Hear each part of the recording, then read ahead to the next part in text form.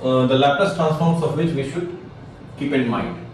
The very first is 1. Laplace transform of 1. Let's see what it is. It will be, from our definition, 0 to infinity e to the power minus st function of t, that is 1 dt. No issues with this? This will be equal to e to the power minus st by minus s. Limit is 0 to infinity. When we apply infinity, this will be 1 by e to the power s infinity, that is 0, minus minus minus plus 0. So this will be 1 and this will be 1 by s. Therefore, this is 1 by s. So Laplace transform of 1 is 1 by s. Learn it by heart. Second,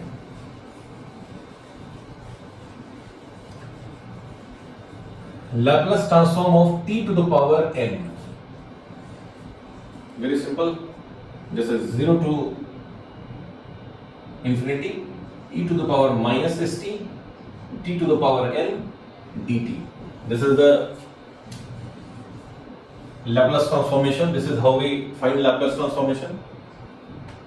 Let's put st equal to p. Then s dt is dp. So what we will get? And the limits will be, when t tends to infinity, p tends to infinity, so no issues. 0 to infinity e to the power minus p into t. T is p by s. So this is p to the power n by s to the power n dt. dt is dp by s.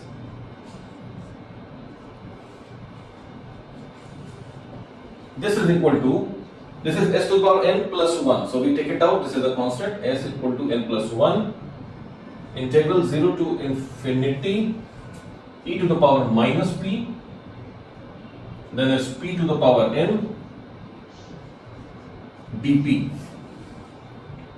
If you remember beta gamma functions, this is gamma of n plus 1. So this is like this, gamma of n plus 1 by, this is basically the definition of gamma function. So those who are not familiar with beta gamma functions, you will have to go to the chapter on multiple integrals and see what are beta gamma functions. This is an integration. So gamma of n plus 1 is defined like this. Actually in your books you will see gamma n, and here you will have p to the power n minus 1. So putting n minus 1 equal to n, this is n plus 1. And we have a value that gamma n plus 1 is given by factorial n for all n greater than 0. So if n is greater than 0, this is equal to factorial n.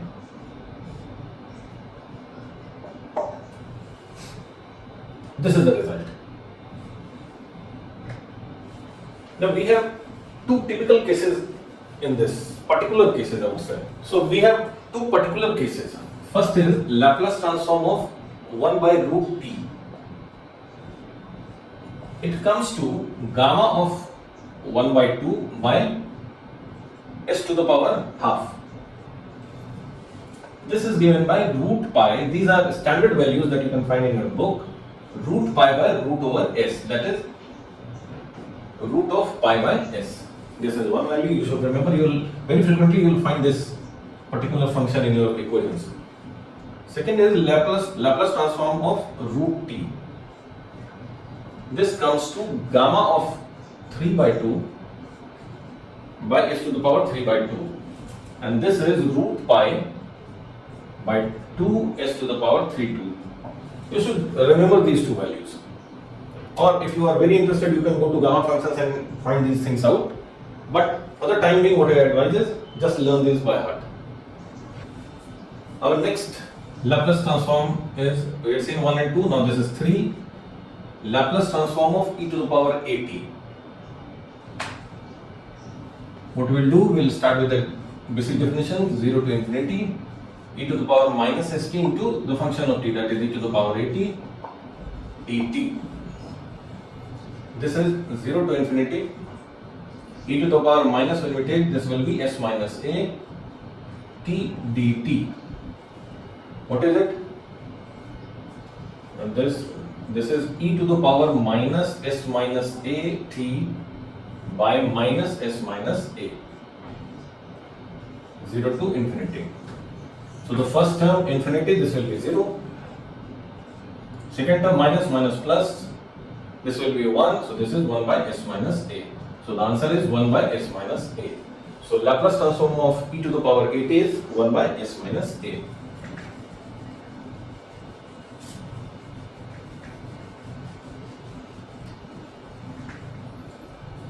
Our next function is sine 80. Very frequently we get sine 80 and cos bt. So Laplace transform of sine 80. I will do, this will be 0 to infinity e to the power minus st sine 80 dt. This is the definition. Now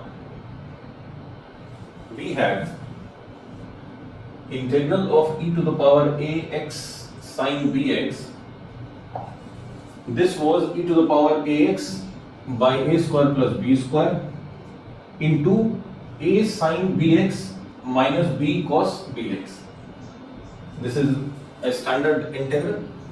Here e to the power ax sine bx. So here a is minus s and b is a. So we'll put it here. This will be equal to e to the power ax, that is this thing, e to the power minus st by a square plus b square. This is square plus this square, that is s square plus a square. Then we have a sine bx. A is this, so minus sine 80 minus b. B is a. So a cos 80. The limit is 0 to infinity. What will get? When the limit will be infinity, this is 0. So everything gone. When the limit will be 0, in minus this becomes plus, this becomes 1. So this will be s square plus a square in the denominator, and here this is s sine 0, that is 0, plus a cos 0, that is 1. So this is a by s square plus a square. So to write it properly, this is a by s square plus a square. So we get the value of Laplace transformation of sine 80. Similarly, we will get Laplace transform of cos 80. Let's do it. The more you solve problems, the more you will be comfortable with the topic. So let's find out that also. It will take 2-3 minutes, but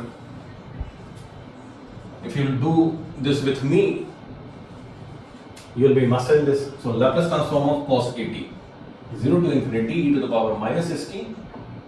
What we will write? Cos 80.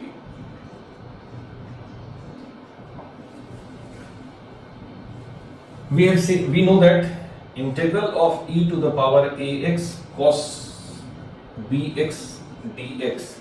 This is equal to e to the power ax by a square plus b square into a cos bx plus b sin bx. This is standard integral.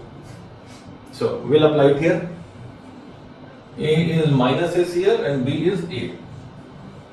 So this will be equal to e to the power minus st a square plus b square, that is s square plus a square. In the bracket we'll have a cos bx, that is minus s cos at, then plus b sin bx plus a sin at. The limit is 0 to infinity, as it was in the earlier case. When it's infinity, this will become 1 by infinity, so this will be 0 minus this term. So minus of this term will be here. What it will be? Minus minus plus, so this will be cos of 0 minus a into sine of 0 by s square plus a square. This is 0, this is 1. So what we get? S by s square plus a square. So Laplace transform of cos at is s by s square plus a square. So these are the elementary functions for which we need Laplace transformation on a regular basis. There are two more functions for which we require Laplace transformations very frequently in solving differential equations. They are sine hyperbolic at and cos hyperbolic at. That is Laplace transformation of hyperbolic function. So let's see Laplace transform of hyperbolic sine at. What is this first of all? This is e to the power at minus e to the power minus at by 2. That you know. So let's start with this. This is 0 to infinity. E to the power minus st, let's take half out. So this will be e to the power at minus e to the power minus at dt. This is half. This is e to the power minus s minus a minus e to the power minus s plus a t dt.